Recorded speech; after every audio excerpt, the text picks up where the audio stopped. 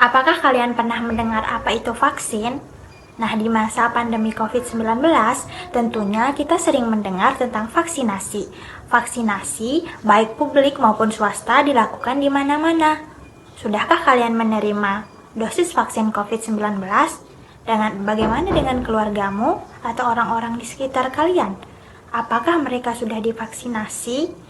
Nah, vaksin ini diperlukan untuk melindungi tubuh manusia dari infeksi mikroorganisme, terutama infeksi virus. Tidak hanya vaksin COVID-19 saja, ada banyak jenis vaksin untuk mengobati infeksi berbagai jenis virus. Nah, dapatkah kalian menyebutkannya? Nah, ini yang akan kita bahas di video kali ini. Sistem pertahanan tubuh adalah pertahanan yang dimiliki oleh tubuh untuk mencegah masuknya bakteri, virus, atau hal lain penyebab penyakit. Tubuh manusia adalah konstan yang ditentang oleh bakteri, virus, parasit, radiasi matahari, serta polusi. Berbagai faktor, baik yang berasal dari dalam maupun luar tubuh, dapat menyebabkan tubuh manusia berada dalam kondisi kesehatan yang tidak optimal atau yang lebih kita kenal dengan istilah sakit. Infeksi mikroorganisme, paparan zat berbahaya, maupun perubahan kondisi seluler dapat terjadi dan memicu terjadinya penyakit. Untuk mengantisipasi dan mengatasi terjadinya penyakit ini, tubuh manusia dibekali dengan sistem pertahanan yang dikenal dengan sistem imun tubuh. Nah, sistem pertahanan manusia itu ada namanya sistem pertahanan internal dan sistem pertahanan eksternal. Sistem pertahanan internal atau ditandai dengan pengenalan terhadap patogen spesifik oleh sejumlah tipe sel darah putih atau leukosit. Tipe leukosit tertentu akan membedakan mana komponen yang aman untuk tubuh serta mana komponen-komponen asing yang berpotensi membahayakan tubuh hingga perlu dihancurkan. Kemudian ada namanya pertahanan eksternal.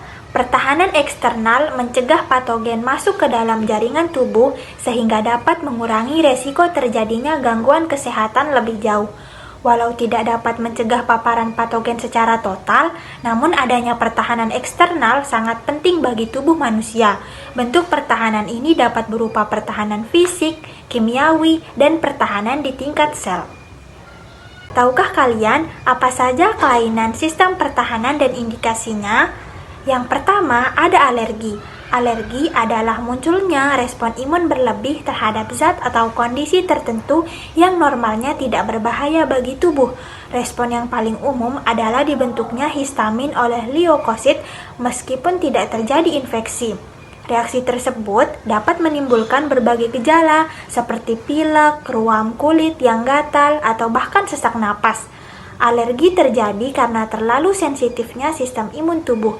Zat yang dapat memicu respon alergi disebut dengan alergen. Selain alergi, ada juga HIV. Virus yang menyerang sistem kekebalan tubuh, khususnya sel limfosit T, sehingga daya tubuh semakin melemah dan rentan diserang berbagai penyakit. Infeksi HIV dapat berkembang menjadi AIDS, kondisi di mana tubuh mengalami berbagai gangguan kesehatan akibat penurunan fungsi sistem imun. Penyakit ringan pada orang dengan imunitas normal dapat menjadi mematikan jika terjadi pada penderita AIDS. Yang ketiga, ada penyakit autoimun. Penyakit autoimun adalah kondisi ketika sistem pertahanan tubuh seseorang menyerang tubuhnya sendiri. Umumnya terjadi pada sistem imun spesifik yang kehilangan kemampuan dalam pengenalan sel-sel tubuh. Ada lebih dari 80 penyakit yang digolongkan penyakit autoimun. Beberapa di antaranya memiliki gejala seperti kelelahan, nyeri otot, dan demam. Dari penjelasan sebelumnya, sudah kita ketahui beberapa faktor, baik yang berasal dari luar ataupun dari dalam tubuh, menyebabkan tubuh manusia berada dalam kondisi kesehatan yang tidak optimal. Untuk mengantisipasi dan mengatasi terjadinya penyakit ini, tubuh manusia dibekali dengan sistem pertahanan yang kita kenal dengan sistem imun tubuh.